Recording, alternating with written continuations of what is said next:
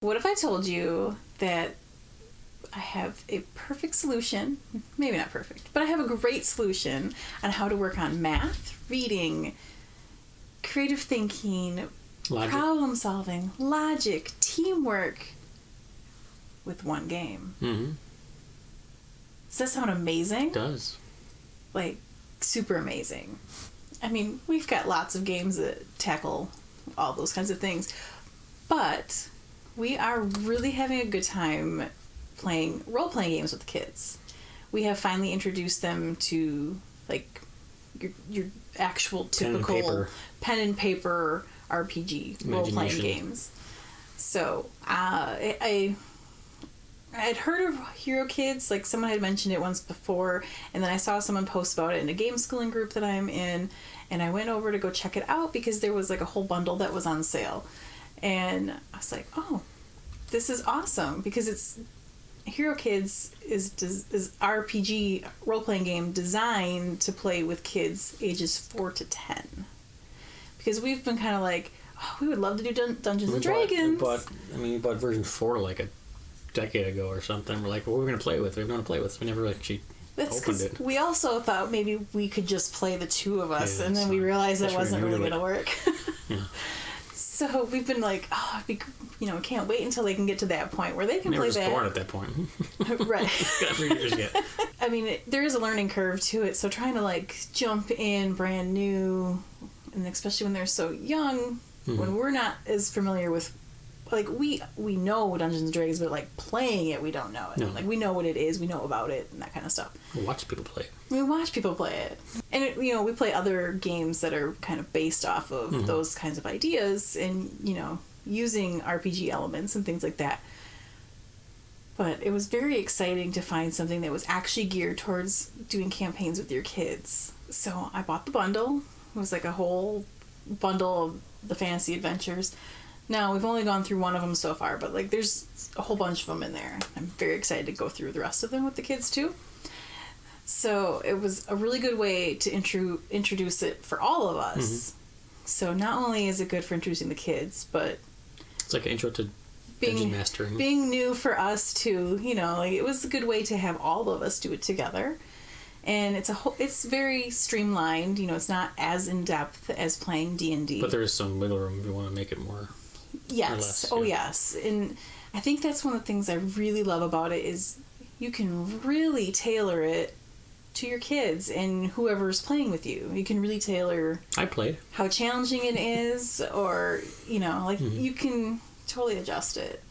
So we ran through the first campaign. Mm-hmm. There were like 5 different maps that we went through. Yep. 5 different encounters. I was the game master. I was the GM. And Brian and the kids were the adventurers. So it was, it was definitely a learning curve for all of us. I was out of my what do you call it? Because I was a healer. I'm usually not a healer. Yeah, you don't usually play a healer. Not that I really did that very much. Xander was a hunter, and Arissa was a warrior. Mm-hmm. So, and it was a lot of fun. Mm-hmm. It was learning for all of us, but it was so great seeing their imagination take over. Yeah. Like, because right at first they're just really kind of concerned with, well, what do we do? How do we do this? Kind of your basic rules stuff, because they've gotten so used to board games and just do it for you. Yeah, all that stuff done in the background. And it's like, no, you have to roll for this. You have to have certain. But then they were really numbers there for was it. When you could just like, how do you want to do this? Do you want to talk to the enemy or scare them away or attack them or what do you want to do? You can do anything you want. You'll figure out a way to roll for it. Yeah. Yeah. So it gave them so many options. Like they could come up with things. They could. And when they did attack, we're like, well, how do you do it? And they're like, well, it shot at the arrow at the ceiling and it bounced off the ceiling. Yeah, they started really getting into describing things, mm-hmm. and that was probably the most amazing part, mm-hmm. was watching them do that. I mean, there's math involved when you're. Actually, this version is pretty streamlined when it comes to math. It's basically which one's bigger. Yeah. But as you get farther along in role-playing games, there's definitely more math involved with your rolls and adding it to your stats and. I would even say it's a good intro for anyone. Like if you're. Oh yeah. If you're like non-gaming people and you're like, well, I'd like to try it, see how it is. This is a good. Starts with the basics and like. Yeah. you have like 3 stats, and that's all you need. Because it's not overwhelming. No, it's not like you have to create a character with dexterity and strength. Yeah. So I actually have like. That's more. I mean, there's some additional drawing on it, but this was Xander's character that he was playing. So like it shows you like how many dice you get to roll when you're attacking something, if he's being attacked. Yeah, his special abilities and his inventory. Yeah, and then for your health, they make it simpler with the kids. So you just got the 3 boxes. You get bruised, you get hurt, and then you can get knocked out. But you're not out for good. You can be revived. Revived. And so, you know, this is super easy for them to just cross it off and then erase and things like that. Mm-hmm. But, you know, this is a really good introduction to that, because when you get really deep into role-playing games, there's just so much. I think you just need 6-sided dice, which you should have some of those, even if it's in Monopoly. I'm not going to get all of them out, but so this is one of the kids' dice bags. So, you know, just whatever random. And we grabbed one out of a different game because we were short, but. Yeah. So, just kind of random collection. You don't need 20-sided ones or anything like that. We had the D&D one that came with it, so we had a few of those. And then, so here, can you hold these? Sure. So I'm going to show you, like, one of the maps. So, like, the first adventure we went on, it was, and this is the other thing, too, is that, I mean, these characters are kids. Yep. So, like, one kid gets, like, taken by some giant rats. So sounds the horrible. first, I know, it didn't scare them as much as it, you know, could. But so the first map was in a basement, and you know it's pretty simple to like play on that and go along. That's grid based, so you're given like little rats to like put on there, and you can cut out like characters. Which we did, but they were a little wobbly at first. So we ended up using Lego minifigs. Sitting down. Sitting down so they don't fall over. Because they fit like perfectly on the grid. If we spent time, we could build up really good ones because we have so many parts of minifigs. Yes. But at the time, we're just like, we need to find some right now. So that's why I was like a Star Wars soldier. And he was like a stormtrooper with a cape for a while. Took his cape off. His zebra pants on. So. But they really had a whole lot of fun with it. Like, I mean, they started wanting to. Yeah, he'd play it again. Go like all into creating their own characters and storylines and all this kind of stuff. Yeah. But yeah, so we all ran it together. Play Roleplaying and just create them for the game. So we all ran the first campaign together. And then pretty much it was like the next day he was asking to play it again. And I mean, again, we play games a lot, but when they are asking specifically for certain ones repeatedly, it's awesome. Try, yeah. You know, it's not like hey guys, let's come play this. Like he's like, oh, can we do that? Can we do that again? It's kind of the long game where you're trying to do right. Anyway. So that's the other thing that's nice with Hero Kids is you can run it with just one kid adventuring. Yeah, he did it. You don't have to have a minimum of 3 people or any of that kind of stuff. So when she went to dance, and we ran theory, you could have played a second character. I could have. Yeah. Well, he also was talking about playing more than one character, which he could have as well. But I was like, like this might get a little like he would have had like a million characters on it. But the entire campaign, him and I running it together, it was less than an hour. Oh, yeah. So, I mean, time-wise, it's not bad at all either. And the fact that he was totally engaged. Dancing occasionally. Well, he was engaged in the game and engrossed in the game for that entire hour. Emotionally invested in that I had with him. Yeah. He was super excited to play it through. And, like, he's already been asking when we get to do it again, and we've been talking about doing the next adventure, which is longer and has, you know, more to it, but, you know, they've been really excited. But he was just... They're already ready to be DMs. Yeah, they've decided they want to run it all, but... It's a little more involved than it looks. Because you like rules and story and making things up on the fly. But it's something to have them work towards, and I would love to see them do that kind of stuff. They could. They're both very creative. You know. Well, I mean, they could make it within the rule set. I mean, that's... Right. And that's part of it is they have to understand the rule set enough to be able to like fit all the other stuff in there. But they could even do one that already exists just to. Mm-hmm. But the one that he was when we were running it through, like one of the creative things that he came up with was one of the rats, he didn't actually shoot with his bow and arrow. He tied it up with the rope he had in his inventory. He tied it to the wall. That sounds weird. So, you know, and that was just something that he came up with that he wanted to do, and then he rolled for it and was it, you know. That's a good thing about role-playing games. You can kind of come up with anything, and one of the DMs like, well, it works well for your whatever. But here it's just one thing, but yeah. Persuasion. Like in our game, we had her. She wanted to talk to the rat, king rat, instead of knocking him out. And he tried.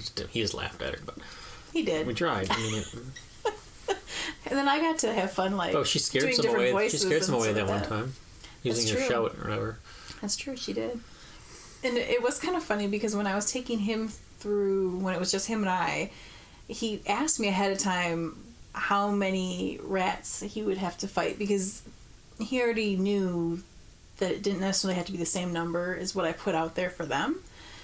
And I was like, well, maybe like 2. So then when I put out a third one, he's like, wait, you told me there's only going to be 2. And I was like, yeah, but you're doing such a good job. They called for help. In the first game, he was able to track their animal and hear where the rats were, so we didn't have to, you know, we didn't get spooked by them or ambushed. Yeah, so it was a lot of fun. Mm-hmm. And pretty much anything with the dice, like he's all about it. Dice. He loves dice games. It was such a great experience. I was surprised, because we didn't have planned to do this. Right. We just happened to see it and we tried it. Yeah, I kind of bought the bundle on a whim a bit. I mean, we had been talking about wanting to introduce them to figure out how some RPGs, but we weren't sure exactly what to introduce, like what to use to introduce them to it.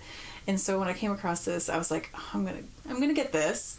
And then I kind of started talking about it. I said, hey guys, I got this new game that I want to try out with you. And I just kind of started telling them a little bit about it. And they got super interested. They were really curious about it and they wanted to check it out. So, and then when we first went to do it, we only ran the one. Yeah, the one map. Late, yeah, and we noticed we did a bunch of things wrong. Well, learning curve. Yeah. Okay. It wasn't technically things wrong. Just missed a few things. But so then but they were asking about it. They were asking to continue it. Mm-hmm. So that made me happy because it wasn't me being like, okay, you have to sit down and finish this with me. Yeah. They were specifically requesting to play it, and then now they keep asking. So, and he was just asking tonight if we were going to do it tomorrow. Mm-hmm. I'm like, yeah. We tried the whole RPG, like do your chores kind of thing or whatever. Yeah, and we did a little bit of that. She'd roll a dice, but it was like we kind of just faded away because kind of didn't really do it very well. But that's another way to do it. There's a whole, what book was that? Is that book over here? No, it was like the Geek Dad book or whatever. Had the whole how to do an RPG, like for do your chores and your homework, and then because they understand the concept of gaining experience and leveling up. Like they understand most kids should nowadays. Yeah, I feel like it's a little bit just more ingrained in everything, life now. But yeah, they've really been enjoying this. But his storytelling was just it was great. And the same with Rissa too. I mean, she's very creative and stuff anyway, but sometimes she's leading. Yeah, her being the warrior, like she was really like had to be in charge and in front, and surprisingly, she didn't get like I wasn't sure when they first got attacked back by the rats, like if they were gonna get a little upset. Yeah, they do give you a chunk. You have your own healing potions. Yeah, he was actually more upset when his arrows would miss than when the rat hit him. And then I let him come up with like what exactly happened. Yep. Like I would tell him, that the rat attacked, and when he would roll for it and his armor didn't protect him, then I asked him like how that happened, and then he would like come up with the story for it. So it was a lot of fun. So I kind of passed off some of my duties to to them with some of the, which is fine because we want them to be creative and thinking like their character and responding like their character. But he would get very excited about, he would like pretend like he's pulling back the, his bowstring on his or this, this arrow, and pew. He was having a lot of fun with that. Yeah, but I don't know. I assume it wasn't super expensive. Oh no, I got the complete. It's the complete fantasy bundle because there's also some space expansion adventures and stuff too, which there's not a ton, but there's some, and I'm trying to remember how many. There's quite a few like adventures in it, and it was like $19.95 that I paid for. You know, print it yourself and everything. So it's not it's printable. It arrives in your email or whenever you get it.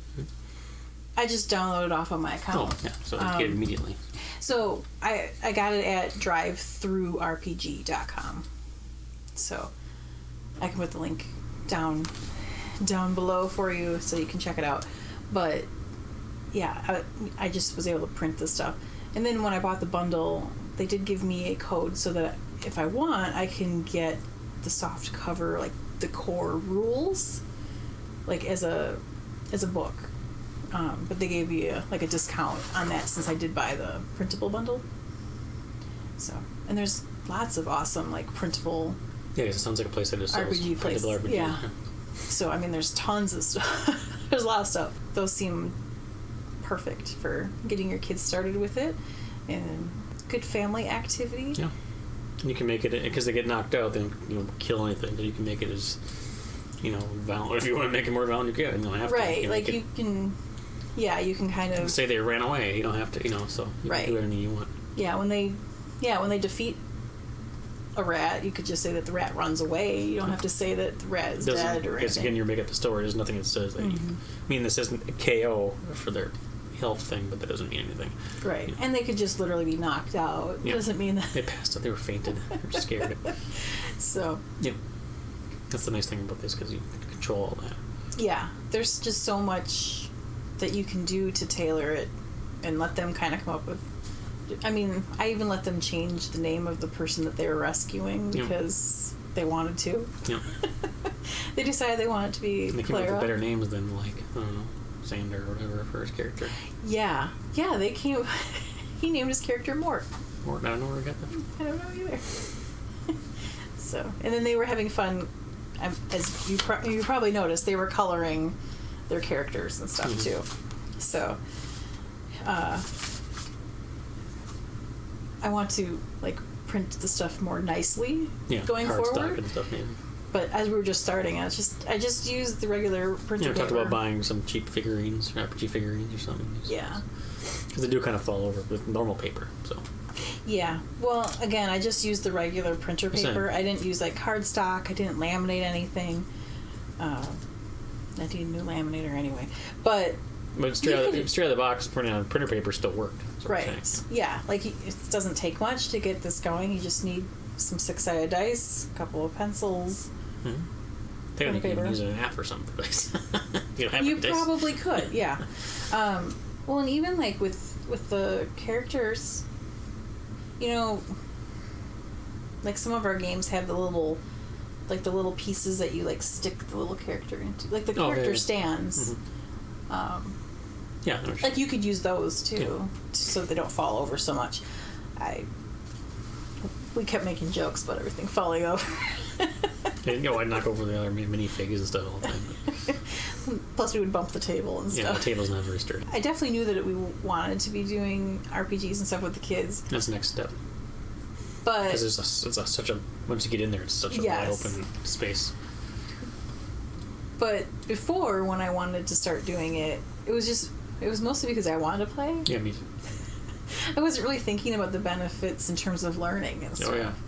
But especially when you get more involved, like okay, here's your base, and you +2 this, and then you get this modifier. It's like they do the math in their head. Yes, yes. There's the math involved with it, and the problem solving and decision making. Because I kept asking you guys, so what do you want to do?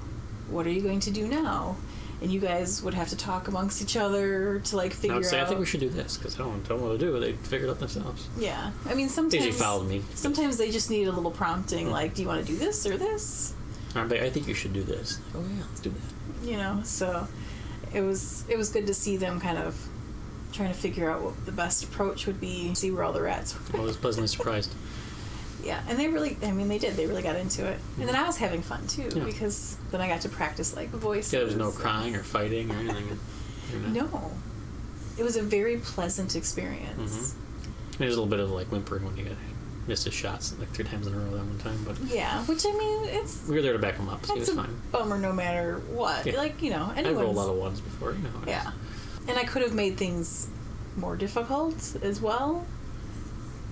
But, I was kind of reading how he was doing and then just trying to keep that's a good thing about this too. You can, on the fly, you can change it. So I was just trying to balance it as much as possible, because there were times where I did make things a little bit more challenging by adding like additional rats in there because they kind of give you a guideline of like, if this is how many adventures you have, this is how many rats should be there, and you can kind of tweak it from there. And then when I was playing with just him, that's what I was doing. I was kind of tweaking on the fly. Sometimes I'd add more because he was just doing such a good job moving through, and then when he was starting to struggle just a bit and he was bruised and then hurt, like I kind of just pulled it back just a little. You could even be like, you're shooting 2 rats, run away, they're scared. I had to keep reminding him to like, look at what his special abilities were and stuff too, especially when he was by himself. Yeah, because the 2-shot thing. Yeah.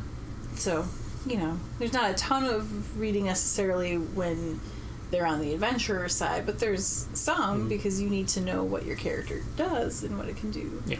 It's a hit when he's asking every day to do it.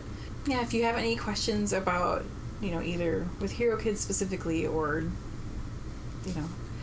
doing this with the kids, if you need any tips or anything like that, definitely let us know.